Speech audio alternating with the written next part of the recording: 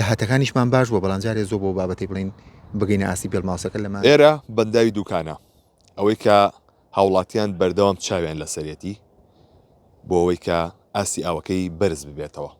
لە ماوەی ڕابردوودا بەفێکی زۆر ڕووی لە شاری سلێمانی و دەوروبەری کرد بۆیە ئاستی ئای بەنداوەکەش لە ڕێگەی ئەو باران و بەفرەوە زۆر زیادی کردووە من هاتوومەتە ئێرە تاکو زانیاری زیاتر لە کاکۆچەر جەمال بەڕێوەری بەنداوی دوکان وەگرم کاک کۆچەر سڵاو لێ بێ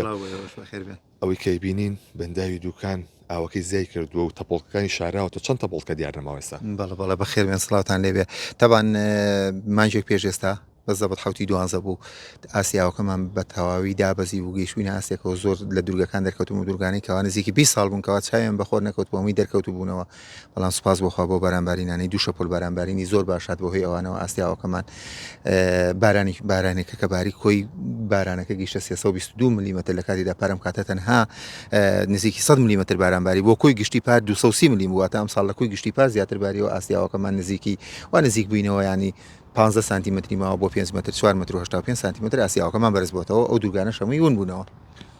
بێڵماوسەکە چەنی ماوە بۆ بەرز بێڵماوسەکەمان زۆری ماوە بەڕاستی ئەمە ئێستا وەک باسمان کرد بۆ کەناڵەکانی تریش بەڵماوسەکە لە کاتی ئێستادا لەبەرەوەی کە جارێ زۆر وەرزەکە و ساڵی پاریش ساڵێکی یەکجار وشک بوو بەڕاستی دەبێت ساڵی 2005 هەموو کات بۆ باس بکەینکەوە وشکترین ساڵ بۆ لە مێژووی بەنداوەکەدا چونکە ڕێژەیەکی یەکجار داهاتێکی یەکجار کەممان هەبوو و ئاسیاوەکەشمان زۆر دابەزی لەبەرەوە خاک زۆر تینوێتی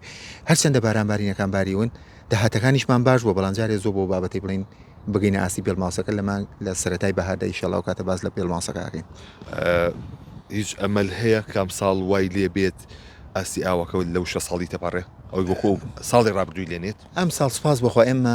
پێشتێژ باسی ئەومان کردو ئەم ساڵ لەوە ئەسیە چونکە 4 ساڵ بوو ساڵی وشک بوو هەرچەندە ساڵی 2024 ساڵێکی باش بووە 100 بوو ساڵی 25 زۆر بوو ساڵەکانی زووتری شەر خراپ بوون لە دوای 2020 هەمووی ساڵەکان وشک بوون ئەم ساڵ پێدەچێت ئینشەڵا 4 ساڵی وشک بە دوای 4 ساڵی باش بە دوای یەکدا بێت کە ئەم ساڵ سەرەتای ئەو 4 ساڵە باشەیە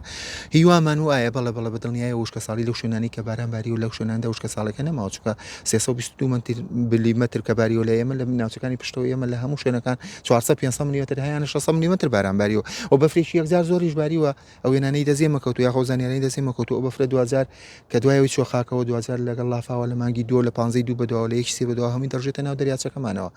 ئێمە بەتەنها دڵخۆشین بە دەریاچەکە بەڵام دڵخۆشین بۆی کەەوە ئاوی ژێر زەویش لە هەموو شوێنەکاندا ڕێژێکی باش باری و ئاوی ژێر زەویش ڕیچارج بۆتەوە و سوودی لێوینراوە کاکۆچەر ئەمە گەورەترین بەنداوە لە سەر لە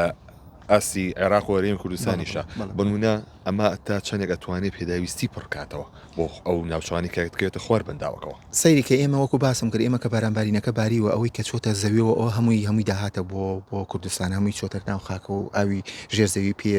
ژیاوەتەوە وەکانی و کانیاوەکان هیوامان وایەکەوە بژێنەوە بەڕۆکانیشمان لەو ترسە نەجاتیان بێ کە پار دەترسین لەیان بەڕاستی ئەم ساڵۆش بووە دەربەڕۆنەکانیشمان دەدەسەدا دوای ئەوە کە دەڕژێتە ناو دەریاچەکەمان ئێمەش لێرەدا هەڵی دەکەین لە دوازاردا لە مانگی 6دا سوودی لێبینێ لە خواری بەنداوەکە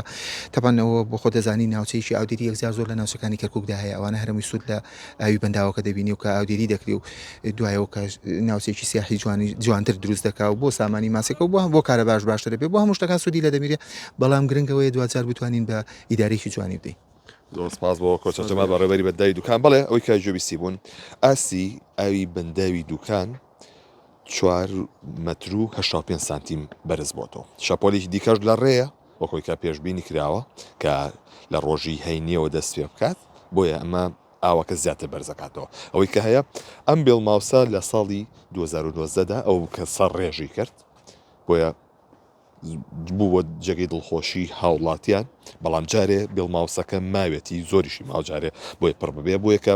بەڕێوەبەری بەنداوی دوکانیش باسی لەوە کرد کە جارێ زووە بۆ پڕبوونی بێڵماوسەکە ئەوە لە مانگی سێدا دەتوانرێت لەسەرم بابەتە زیاتر قسە بکرێت و پێشبینی ئەو بابەتە بکرێت بەڵام ئەوەی کە هەبووە ئەمە لێسادا 4 متر و 65 سانتیم ئاوەکەی زیادی کردووە.